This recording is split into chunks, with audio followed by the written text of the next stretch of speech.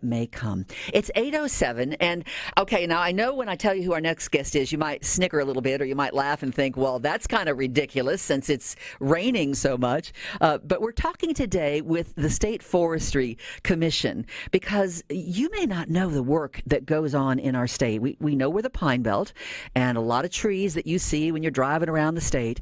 But those trees have to be maintained. Trees have to be planted. Russell Bozeman is with the Forestry Commission and joins us this morning. Good morning to you.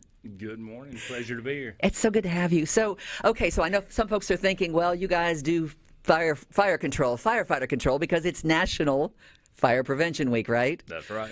So, but what does it mean when it's raining a lot? Does that mean you get to take a vacation? No, far from it. So you are correct. It is Wildfire Prevention Week. Normally this time of year we are easing into our fall fire season. We have two big seasons. One is in the spring, one is in the fall. Normally this time of year, rain has, if you look back just a few days, we were starting to get a little dry in areas. We had fires around the state day before yesterday. But this time of year, as the vegetation's getting ready to go into winter, we oftentimes have dry conditions. People are outdoors getting ready to prepare food plots or cleaning up their yards. Bonfires. That's right, bonfires, building bonfires. So we typically have a good many number of fires that pop up this time of year. So for the Forestry Commission, is it good to have the rain, or does that make your job more complicated? Well, it's always a double-edged sword. So from a wildfire standpoint, it's a good thing. It helps calm down wildfire currents. Vegetation kind of greens back up. Things have moisture. They're harder to burn. At the same time, though, as an agency, we do a lot of prescribed fire, which is a good fire. It's a fire we set on purpose. We do that all across the state, and there's a lot of other people in the state that use prescribed fire as a forest management tool. So when you have a lot of rain, it's also hard to put good fire on the ground. So that good fire, it goes in, it helps reduce the fuel load. It's a controlled, we set that fire in controlled environments. So it eats up the fuel load, it greens up the vegetation. It's a really healthy forest management tool. So it's good and bad. It's good for wildfire, but it's bad for good fire.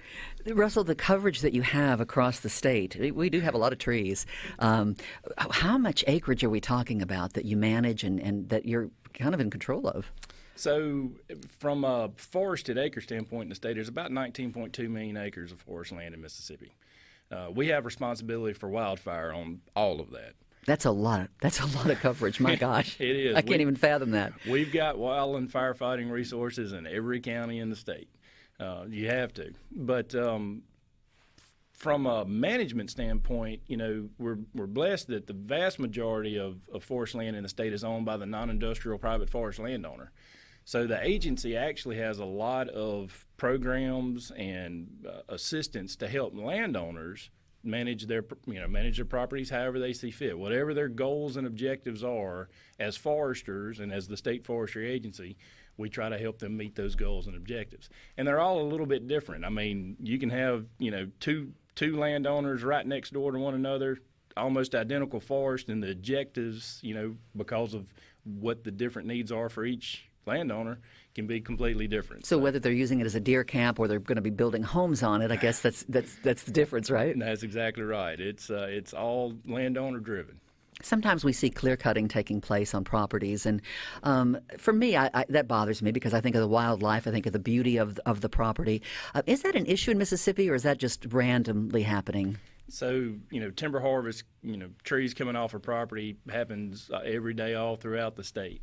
But it's not at any kind of rate that causes any concern for Mississippi. In fact, since 1987, we've actually gained 2 million acres of forest land in Mississippi. So we've got over 2 million acres today, more forest land than we had in 1987. But at the same time, you think about these non-industrial private forest landowners that planted all these trees. Well, unlike a row crop farmer, where they plant a crop, in that year go in and pull that crop off. I mean, landowners we play the long game in forestry. So you're looking at 15 years in a pine plantation, you might see a return on investment.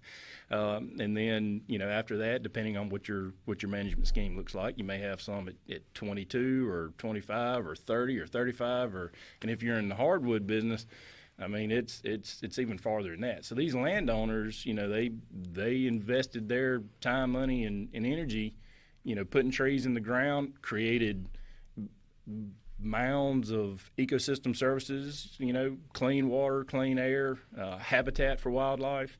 And so at some point in time, though, they would like that return on investment. So that's what you're seeing. And look, we have a very strong replanting rate in Mississippi. We are actually probably the leading state with the number of American tree farm system tree farms in the nation. So we have a lot of good stewards of land out there. Our landowners and industry people are very attuned to the benefits of trees. What kind of trees are they planting, Russell? Primarily, what do you see? Well, it's a mix. Sometimes it's pine, and so from an agency standpoint, our number one objective when we're helping landowners is make sure you put the right tree on the right site. Certain soil types just aren't going to grow certain trees. I mean, they may want to put a loblolly right there, but it may not do well right there. A loblolly? I'm sorry. Yes, ma'am. What is that? It's a type of pine tree. I've never heard of pine that. tree. I'm sorry. A loblolly. That's a great name. That must have been named after somebody. That's right. So it may need a different pine species, or if it's off in the bottom, it may need to be hardwood species and that sort of thing. So, from a state perspective, it's kind of split roughly down the middle between pine and hardwood and mixed hardwood stands. So we actually have a tremendous amount of hardwood in Mississippi. Most people, when they're driving down the road, they see the pine plantations. They're the easiest to spot because they're only pine plantations. They're planted in rows. They're tall. They get they're real big. tall. That's right. So they're pretty easy to see. But we actually have a tremendous amount of hardwood in the state, and we have a lot of hardwood that goes back into the ground after harvest. I guess when you look at the Forestry Commission and the work that you do, it is pretty broad. I mean, people don't really realize what you do. I was telling you before we started the interview, my husband and I have a very good friend who works for the Forestry Commission, and every once in a while I'll be talking to him and asking where he is, and he's out in the middle of the woods somewhere. Is that assessment? When your crews are going out in there, what exactly are they doing out in the middle of nowhere? Right. So for the most part, they're going out and they're doing an inventory of the forest. So they'll go out and take measurements to see how much volume and species diversity they have on the tract, which from a private landowner standpoint, if you have a forester go out and cruise your timber, well, he's going to go out, he's going to measure diameters, he's going to measure heights, he's going to come up with how many trees per acre. At the end of the day, you're going to look at how much volume you have of trees on your acre per acre, and which also equates into dollars per acre. And so, it'll help you tell as you do this inventory. It'll help you determine, are the trees starting to get crowded? When you come in and plant them at such a density that you want trees to grow straight, especially if you're going to use them as products. It's nice, clean stems is what products companies want. And so at some point in time, those trees are going to get crowded. They're going to start competing for themselves. They're going to start killing themselves off. So you definitely want to get ahead of that. You don't want to stand to become stagnant and unhealthy. There's also a forest health issue with that.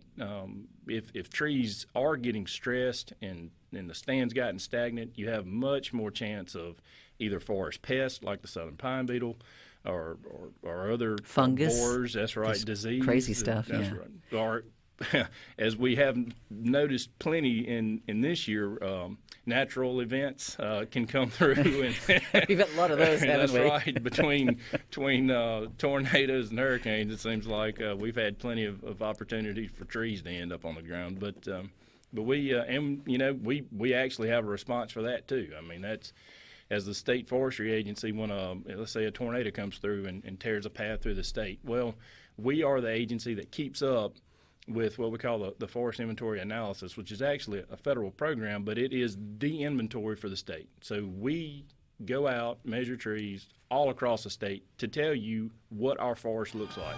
Measure trees. That's right. 100-foot tree, and you're measuring it. That's right. We're talking with Russell Bozeman with the Forestry Commission in Mississippi. Did you know it's Wildfire Prevention Week? I know we got rain, but it's still important information. We're going to talk with Russell when we come back. I want to talk to you about the wildfires out west and why so bad there. You're listening to the Gallo Show from the... It's 8:21, and why is it intentional? Well, because we're talking with Russell Bozeman with the Mississippi Forestry Commission about National Wildfire Prevention Week, and we're monitoring that. And Russell, you have said that the last 6 months have been a little hairy in your office because of the weather. We've had the strangest weather, haven't we? Yes, we have. It's been a strange year altogether. But yes, weather has certainly played its part in the strangeness. We had a listener ask a question about prescribed burnings for private property. Mm-hmm. They particularly want to get rid of kudzu, and doesn't everyone? Yep. But tell us, is the Forestry Commission just limited to that acreage that you have, or do you help homeowners and landowners throughout the state?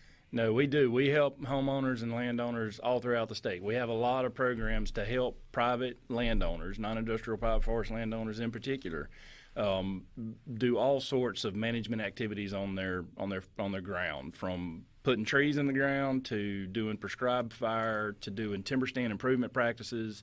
All they'll need to do is reach out. So we have area foresters throughout the state. And like I said earlier, we've got resources in every county.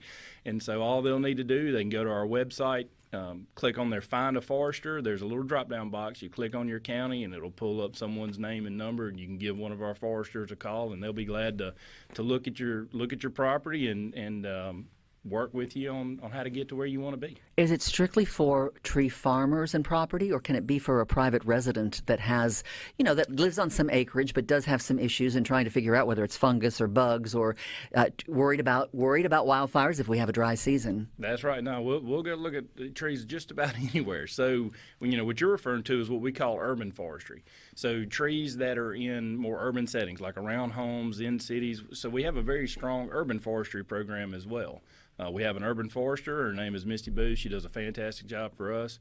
And so we've got people spread throughout the state again who are, arborist trained, who can go and look at trees in more urban settings to see what the issue may be and what your options are. Is that a cost to the homeowner, or is that part of what the commission does? It is part of what we do. It is no cost to the homeowner. I didn't know that. That is really incredible. What a great service that you provide.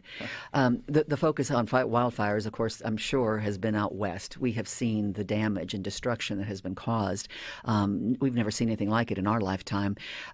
There's a lot of theories as to what's causing it. Is it climate change? Some will say. Others will say that it's been poor management of the forests out there, particularly in California. What is your thought from what you've seen, and is there any way to prevent another outbreak like this, at least in a massive form like we've seen? Well, when you're dealing with Mother Nature and you're trying to help manage Mother Nature, it will always enjoy throwing you curveballs. So whether it's through some type of climate event, and so if it's a really cold winter, if it's a really hot winter, if it's too much rain, too little rain. I mean, it's, as foresters, they kind of beat that into us in school, is you're managing, you're having to manage a natural resource, which is always changing, against climate, not just man-made influences like a subdivision wanting to come in or something along those lines, but natural events, climate events as well. And so we're, it's a lot of peaks and valleys. When you look at climate over time, there's a lot of peaks and valleys. And so, as foresters, we just have to do our best to keep that forest healthy during those events. But that leads us to good forest management. I'm a firm believer, and say it pretty regularly, that a healthy forest produces healthy lives. And so, when Europeans got here, we started altering what the ecosystem looked like. So, and we've been doing that for a very long time. Palm trees are a great example. They're not indigenous to California, right? That's exactly right.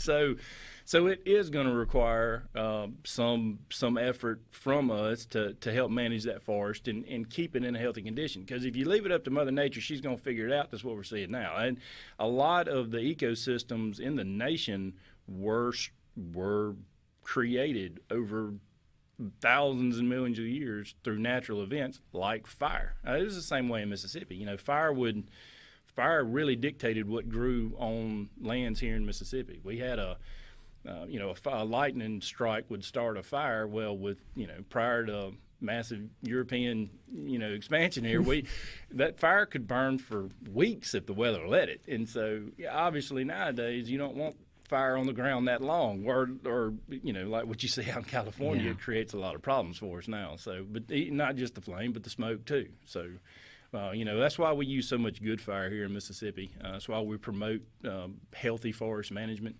And look, and that ties the entire industry together. It goes all the way back to markets for landowners. Again, we're a heavy non-industrial private forest landowner state. So private folks own the forest land here in Mississippi for the majority. So to spend their time, energy, and money, they need opportunities for revenue, and that's where healthy markets produce healthy forests, and which in turn produces healthy lives. As kids, we grow up to want to be doctors or lawyers or police officers or musicians. How does someone grow up to be a state forester? Did you always want to do this? So, like a lot of Mississippi kids, I grew up outdoors. That's kind of what we do. And so I spent a lot of time outdoors. For me, I was looking at an ag-related field. And, of course, at that time, back in the heyday of CRP, there was a lot of trees going in the ground. They were taking marginal farmland and putting pine trees on it, or whatever trees they were growing at the time. A lot of them were pine. So I was seeing a lot of small farms, us included at the time. We didn't have cows anymore. We weren't doing row crops anymore. We were putting trees in a lot of spots. So that's kind of what helped nudge me into the forestry business. Was instead of going into ag business or ag science, I think I'm going to go into forestry. It looks like we're putting a lot of trees in the ground. Somebody's going to need a forester somewhere down the road. So that's kind of how I ended up in forestry. Well, you seem like you love it. I mean, you're very knowledgeable, and you seem like you have a good time. I have to ask you, you talked about our ancestors in Europe bringing trees over. So is the pine tree natural to Mississippi, or it is? Oh, yeah. So, I mean, obviously, like with anything, pick any animal or any living creature, obviously over time, people have played with genetics to, get the tree to grow straighter or faster or stronger or whatever it may be. So, but yes, pine trees are certainly native to Mississippi. That's good to know. Yeah. It's How about the magnolia? The magnolias, yep. So there are some species that shouldn't be here, and sometimes they create us problem. And that's actually another program that we have here at the agency, is a program to help landowners combat non-native invasive species. So you mentioned kudzu a minute ago. So landowners that are having an issue with kudzu that's moved in, taking over their forest stand. Another big problem we have in the state right now is called Kogan grass. It's a grass that came over from Asia, and it spreads fast. It is a huge problem, especially the further south you go in the state, the bigger the problem is. It chokes out all the native vegetation. Wildlife won't eat it. It really degrades wildlife habitat. At the same time, we talked about good fire a minute ago. It burns extremely hot. So if you try to control it with fire, like the comment earlier we heard about kudzu, you have to be very careful putting fire in it because it gets so hot. It will kill very mature pine trees, and very mature pine trees actually love fire. So if it gets hot enough to kill large pines, it's burning entirely too hot. And what again is it called? That one is called Kogan grass. Kogan grass. Now, where did it come from? You said Asia. It did. It was actually in packing material, and it was just like a straw-like packing material in crates. And, they were just pitching it out because it was a natural material. I mean, it's going to degrade. But, however, some of it apparently either had some seed source in it or was green. And ground zero for it is actually Mobile, Alabama. Really? Yep. It came in there at Mobile. And so it allowed it to spread. And over time, it just started moving up through the state. And it took several years to do that. But all of a sudden, it's just, what is this causing me problems? And it doesn't matter if you're in the tree business or you're raising cattle. Can we blame it on China? No. We just call it the China grass. We've been talking with Russell Bozeman, a state forester with the Mississippi Forestry Commission. Thank you for joining us this morning. And maybe you could get some help. If you have some private land that you may need some help on, or you're a tree farmer, you know who to call. Call the commission.